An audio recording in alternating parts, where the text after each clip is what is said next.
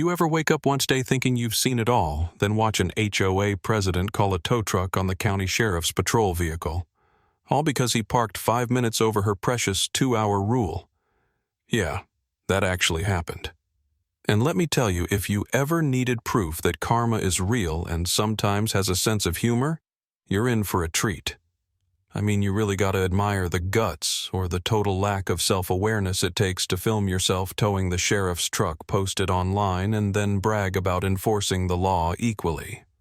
Patty, our illustrious HOA president, truly believed she was some kind of folk hero. But there's a lesson here: if you're gonna poke the bear, maybe don't pick the one who writes the tickets. The first HOA meeting should have sent me running for the hills. Patty strutted in with a tape measure draped around her neck, clipboard in hand, camera swinging like a sheriff's badge, and wasted no time showing off photos of grass an inch too high and cars parked a hair past the limit. She smiled well, her mouth did. Her eyes looked like they wanted to strangle somebody, and announced new parking rules. No car parked on the street for more than 2 hours.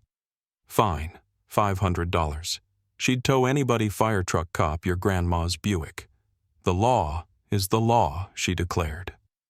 The room went so quiet you could hear Eleanor, our 80-year-old neighbor, whisper to her friend, "In 40 years, I've never seen anyone this drunk on power." I tried to protest. Come on, 2 hours is nothing for a guest or a repairman, but Patty just fixed me with a look that could freeze boiling water. "Mr. Brooks," she spat out like my last name was a slur. Maybe single fathers don't appreciate community standards.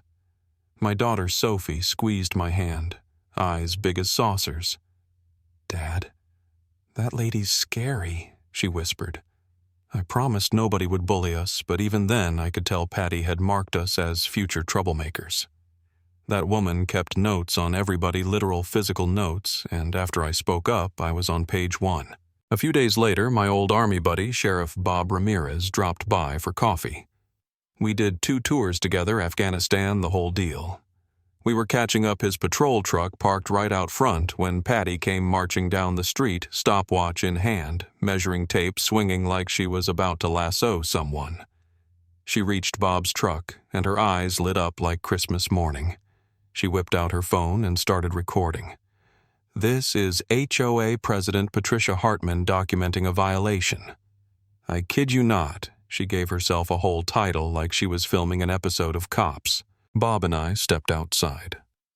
"Morning, Patricia," he said, coffee mug in hand, not a care in the world. "Is there a problem?"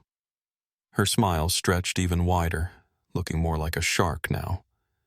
"Sheriff Ramirez, your vehicle is in violation of HOA regulations. I'm calling the tow company." Bob thought she was kidding, but she was already speed dialing her cousin Tony, who runs the local towing outfit. "I need a truck at Maple Ridge right now. We've got an illegally parked vehicle." I tried to explain Bob was my guest. He was law enforcement. The rules were nuts, but Patty just shook her head. "No one is above the law, not even the sheriff. In fact, law enforcement should set the best example." 5 minutes later, Tony rolled up looking like he wanted to crawl under his own truck. Ma'am, are you sure about this? This is a police vehicle. Tony, do your job or I'll find someone who will." She even posed for my phone when I started recording like she was proud. Sophie came out confused, clutching my arm. "Daddy, why is she taking the police car away? Isn't that against the rules?" Bob just watched his truck get hooked up, smiling that quiet Marine smile that says, "Oh, it's on now." As Tony drove away, the whole neighborhood was out whispering and shaking their heads.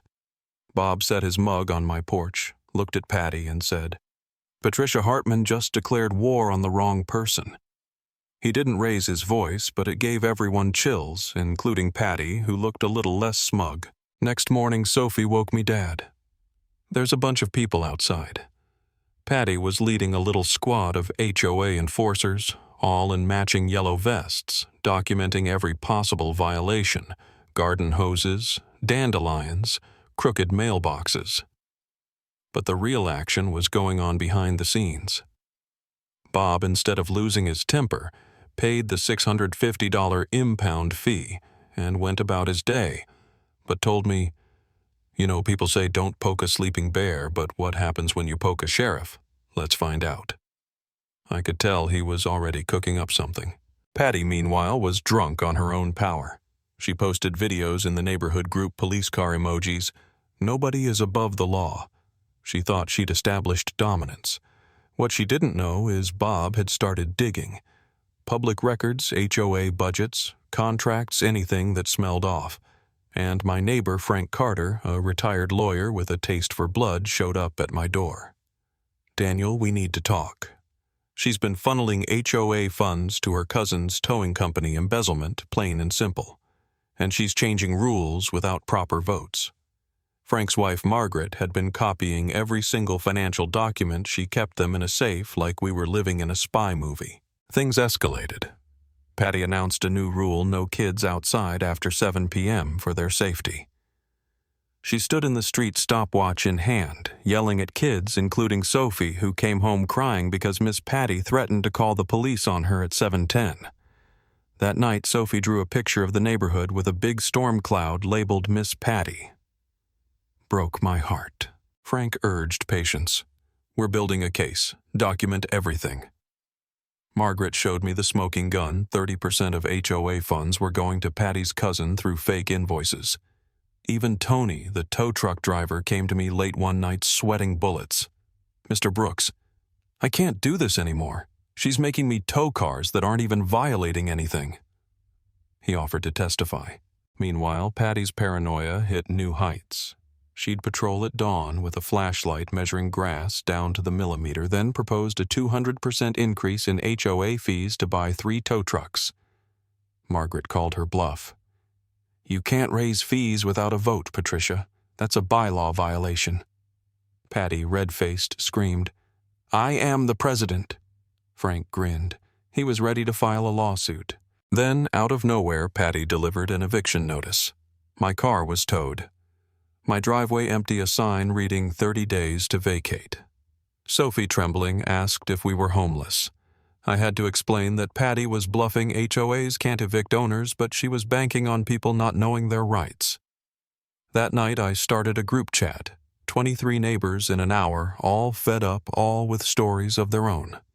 Bob shared his findings: embezzlement, harassment, fraudulent invoices. Frank, notebook in hand, prepped for war. Margaret opened her safe and handed over every incriminating document. The next twist, Tony told me Patty's ex-husband warned him she'd pulled this same act in 3 other states. She'd get power, go nuts, steal, and move on. Suddenly, the weird, relentless way she controlled everything made sense. She wasn't just power-hungry, she was running a con. Patty retaliated by hiring a PI to stalk me. She built a kid watch list photographing every child who broke a rule. Sophie's name topped the list for riding her bike after 7. It was like living in a dystopian sitcom, funny if it wasn't my real life. The day it all boiled over, Sophie hit a pothole and needed an ambulance. Paramedics were blocked at the gate by Patty waving her clipboard. "No entry. This is private property," she shouted. I ended up carrying Sophie, bleeding all the way to the gate. The cameras caught the whole thing, and even neutral neighbors like Thomas Walker decided enough was enough. 50 signatures landed on my porch. Patty must go. Patty, completely delusional, sent out newsletters defending her actions as dedicated protection. Bob launched a criminal investigation. Frank announced the lawsuit. Margaret resigned from the board in disgust, and then the coup de grace: we discovered Patty had a secret deal with a real estate company. If enough owners left, she'd get a fat commission. Her final act of sabotage. She set fire to the HOA records building, thinking she'd erase the evidence. But Sarah, a security guard she'd treated like dirt, had saved all the footage, and Tony had already given me backups of everything on a USB stick. When Patty tried to pin the arson on me, Bob and the fire marshal arrived, evidence in hand. In court, Richard Hartman, Patty's ex, brought a banker's box full of restraining orders from 3 different communities. She'd even hired actors to be her friends at a party once. The judge was not impressed. "Patricia Hartman, you are hereby banned from serving in any HOA capacity for 20 years, ordered to pay $500,000 restitution and undergo therapy. The whole room cheered when Tony now, with a legit company, booted her car outside for parking over the courthouse limit. The law is the law, right? But here's the twist that'll stick with me. Sophie, sweet and wise beyond her years, gave Patty a drawing that said, "Everyone deserves love." Patty broke down in tears. I realized then, maybe the only thing worse than a petty tyrant is a lonely one. 6 months later, our neighborhood is the best it's ever been. Margaret's the new HOA president. Bob's monthly BBQs are legendary. Frank gives free legal help, and Thomas's HOA meltdown videos have gone viral. Patty. She volunteers at the library, joins the book club, even jokes about measuring my car's parking. Sophie's the junior mayor, reminding us all why kindness matters. Patty's story isn't just a cautionary tale about power gone wrong. It's proof that even the worst can change with a little mercy and a lot of consequences. So, let me ask, what would you have done? Ever had an HOA nightmare? Tell us your wildest stories down in the comments. And if you want more justice served hot, you know what to do. And hey, never tow a sheriff's truck.